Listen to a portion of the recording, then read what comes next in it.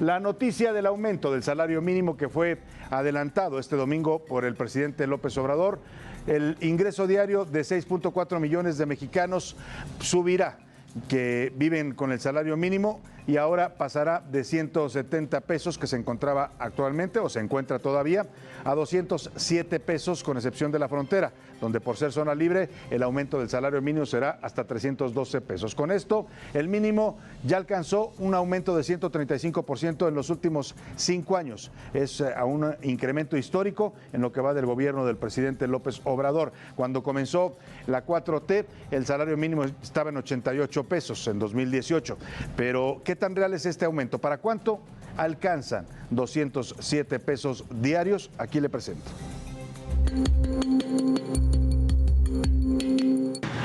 Al sector obrero y de manera muy especial al sector empresarial, porque ya llegaron a un acuerdo para el aumento al salario mínimo.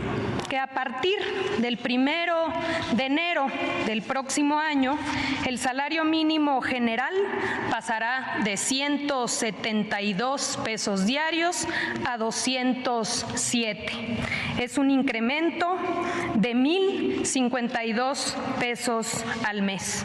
También se definió un incremento del 20% en el caso de la zona libre de la frontera norte, por lo cual pasará de 260 a 312 pesos al día. Con este nuevo aumento, el salario mínimo ha subido 135% desde que llegó López Obrador.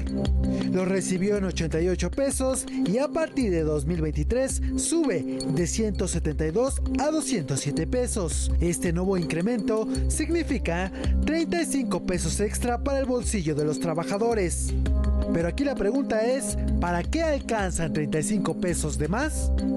De acuerdo con la Organización Mundial de la Salud, una persona tiene que comer un plátano y una manzana diaria para alimentarse sanamente. Tienen un costo de 9 y 10 pesos respectivamente. Ahí van 19 pesos.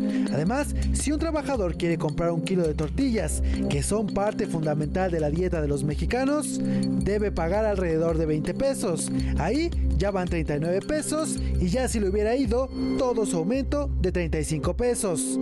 Pero a eso todavía falta sumarle el consumo de cereales en pan, granola y otros, que tienen un costo promedio de 25 pesos. Para las grasas naturales, hablamos de medio a un aguacate, es decir, unos 15 pesos, más aceite, que cuesta alrededor de 20 pesos. El 15% de las proteínas vegetales llegan con algún tipo de carne, ya sea de res, pollo o pescado. 2 pechugas de pollo tienen un costo promedio de 60 pesos, 2 huevos diarios 14 pesos. A esto hay que sumar el consumo de agua, que en promedio es de 20 pesos, más azúcar con un costo de 5 pesos y salsas o aderezos que suman 35 pesos. Total, 233 pesos contra 35 pesos de aumento. Para las noticias de la noche con Salvador García Soto, Heraldo Televisión. Bueno, sin duda, aumento importante el que se anuncia hoy al salario mínimo. Sin duda, ha sido histórico el incremento de 135% que ha subido el mínimo desde que empezó el gobierno de López Obrador, pero lamentablemente la realidad de los precios y la inflación y carestía que están padeciendo los mexicanos hace que estos aumentos simplemente pues se vuelvan nada. ¿Qué tan fuerte es el salario mínimo comparado con el de otros países, el salario mínimo que se cobra en México? Estados Unidos está a la cabeza. El salario mínimo mensual de los estadounidenses es de 24,057 pesos. En Ecuador ganan 8,000 pesos mensuales como salario base. 140, en Chile 7,872 pesos mensuales. En Panamá 6,991 pesos mensuales. Y aquí en México estamos el salario mínimo ya con el aumento anunciado el día de hoy en 5,160 pesos el salario mínimo. Estamos por debajo pues de todos estos países en materia del salario mínimo. Y mire, mucha gente suele decir que este es un solamente salario de referencia.